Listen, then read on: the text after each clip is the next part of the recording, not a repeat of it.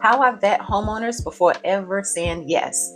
As a co-host, you get leads coming to you, normally homeowners who have a property they're looking to offhand and have someone manage for them.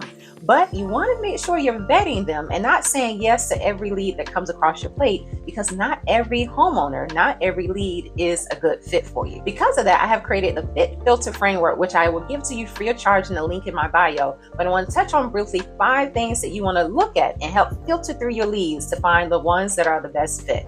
Number 1 is willingness to take a small action. If you ask them to fill out your property intake form or to email you some information and you get a lot of pushback from them, that could be a red flag. If they're not willing to work with you now in the very beginning, and you imagine 2 or 3 months down the road how hard it might be to get some assistance from that homeowner. Number 2, alignment with your style. There's a lot of different co-hosts out there, a lot of different homeowners, and a lot of different properties. You want to make sure that they're all aligning. First, ask yourself, what type of co-host do you want to be? And once you're clear on that, check to see if the homeowner is looking for that type of co-host. If they are, great. But if they're not, don't be afraid to say this may not be the best fit for you, because again, down the road, it's only going to create more troubles and more issue if you don't say no up front.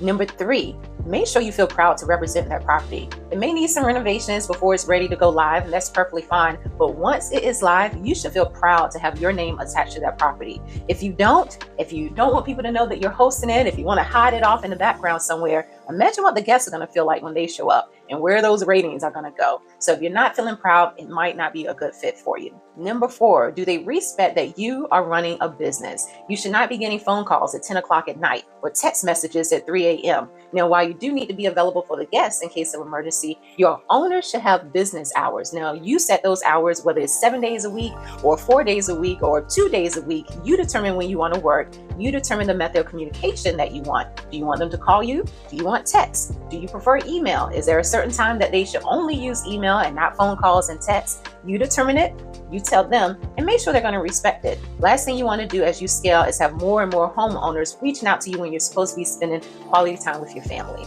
And number 5, they understand that time equals value.